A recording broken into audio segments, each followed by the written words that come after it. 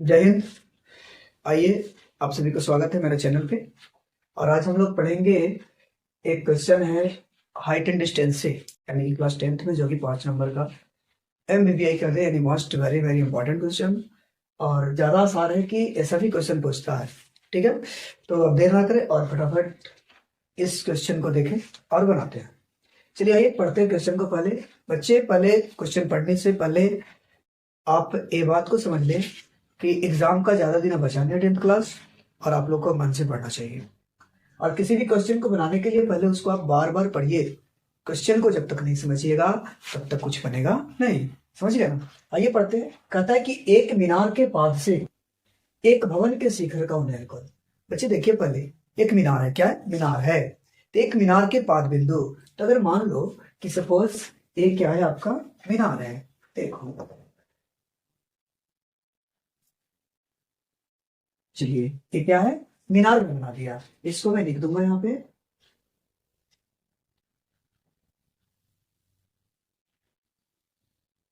ये मीनार है आपका। क्या है? मीनार है। अब मीनार का पाद बिंदु मतलब कि उसका बेस हो जाता है पाद बिंदु। तो ये हो गया इसका पाद बिंदु। तो कहता है एक मीनार के पाद से एक भवन के शिखर का उन्नयन करो। देखिए, ये मीनार है और एक भवन है। एक कुछ नहीं कहा है, यानी कि एक मीनार है, एक अलग भवन ही आ गया है। तो भवन करने का मतलब है कि मीनार से बिल्कुल अलग होगा। तो आप जाहिर सी बात सोच सकते हैं, मीनार का मतलब आप समझ लो टावर टाइप का, एक बहुत ही लंबा, बहुत ही ऊंचा। ठीक है ना? और भवन, तो भवन का मतलब छोटा है। ये नहीं सोचना है कि भवन के ऊपर या भवन के नीचे है। तो हम ले लेंगे बच्चे, मीनार मान लो कि जमीन से लगा हुआ है। कहाँ लगा हुआ है? तो जमीन से लगा हुआ है। इस जमीन पर ही बनाएंगे इसमें।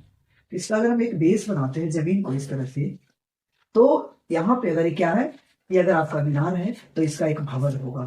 कहीं ना कहीं ये भवन होगा। एक क्या है? ये भवन है। ठीक है, इसका मैंने नाम दिया भवन।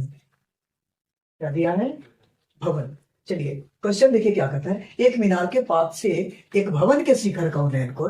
बाबू अभी हम बताए थे कि मीनार के पाद बिंदु यहाँ है, अब भवन का शिखर तो यहाँ हो जाएगा ना। तो भवन के शिखर जब होगा तो कहता है मीनार के पाद बिंदु जो है ना, वो भवन के शिखर का उन्नयन करो।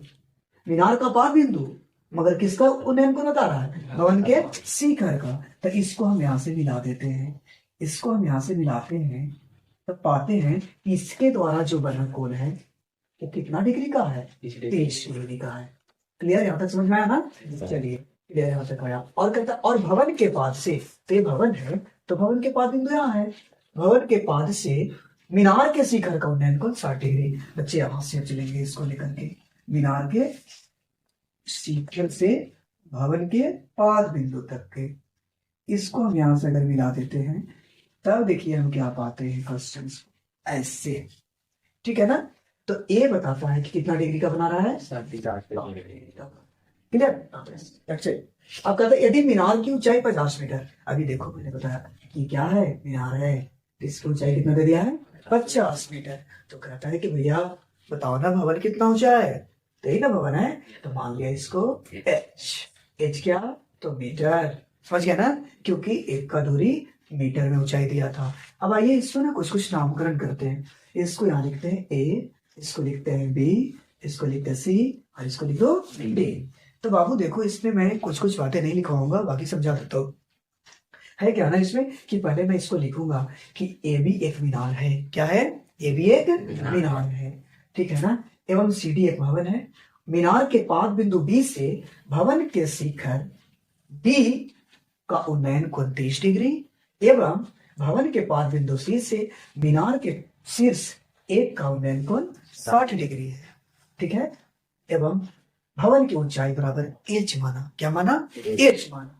आइए तो हम लोग बनाते हैं। आप लोग जाहिर सी बात है कि इसमें देख रहे होंगे बच्चे कि इसमें दो दो त्रिभुज बना हुआ है। ट्राइंगल की मैं बात करूं तो ए बी और सी एक समकोण त्रिभुज बना है। ठीक है?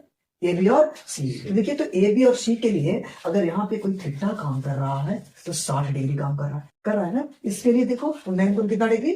60 डिग्री। तो इस त्रिभुज के लिए, ही मीनार के लिए, ये 50 मीटर यहाँ पे अगर कोण थीटा बनता है तो थीटा के सामने ही तो लंब होता है ना। तो ये लंब हो जाएगा। लंब कितना है? 50 मीटर। अब लंब हो गया तो नीचे वाले को हम बेस यानी आधार मानते हैं।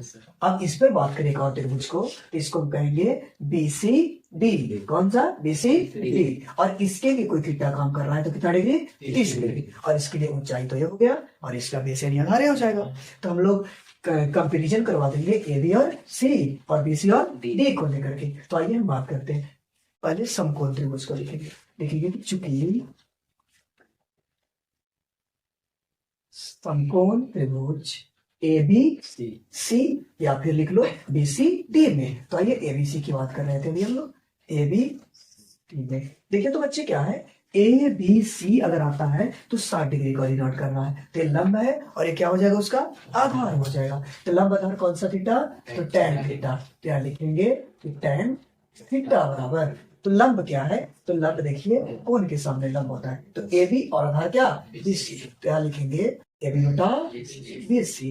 और देखिए तो tan थीटा की बात क्या है? तो 60 डिग्री। कितना डिग्री? 60 डिग्री। AB कितना है? 50 और BC को मैं वैसे ही छोड़ दिया, ठीक है ना। अब tan 60 का मतलब √3 और 50 का 50 बटा में BC, √3/1 लिख सकते हैं।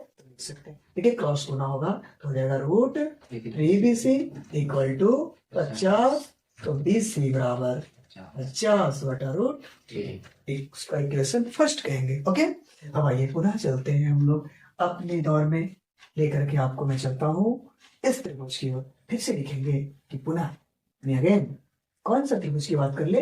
तो BCD का। तो कौन सा त्रिभुज है? तो समकोण है। कौन सा त्रिभुज है? समकोण है। तो समकोण त्रिभुज BCD में आइए इस पर चर्चा करते हैं। तो ये लंब है और ये आधार है, दोनों को कंपेरिजन से करवा देंगे। तो यहाँ भी देखिए कौन सा थीटा?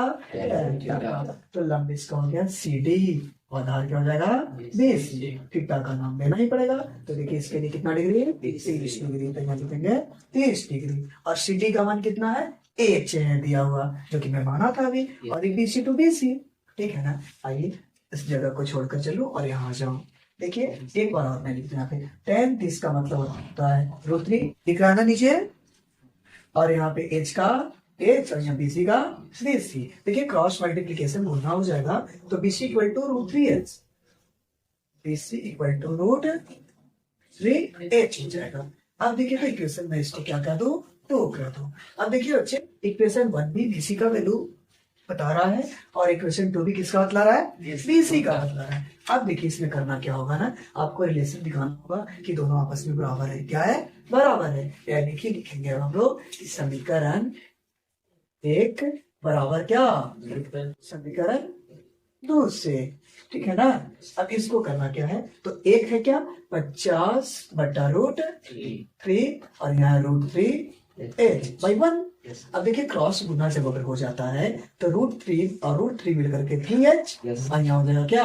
50। तो यहाँ से H बराबर बच्चे 50 बटा 3। अब यहाँ से लेके तो हम लोग फाइनली आंसर की ओर आ चुके हैं। इसको ना हम लोग क्या करते हैं, इसको चाहे तो भागा देंगे और नहीं तो पूर्णांक में लिखेंगे। तो आप लोग को एक मैं बात बता दूं, इस केस में आप पूर्णांक में ही आंसर देना उचित समझेंगे। तो इसको हो जाएगा 16.2 बटा 3 मीटर। अब बोलिए कैसे? तो 50 को हम लोग भागा देंगे कितना से? 3 से। तो 3 एकम 3, तो यहाँ हो गया 2 और 0 प्लस 17। अब 3 6 बार कर लो तो 18 बच गया कितना? 2। तो इसी को तो सेट करके लिखते हैं 16.2 बटा 3। तो समझ में आया? लिखेंगे लास्ट में। देखिए बच्चे अंत भला तो सब भला, लेकिन अतः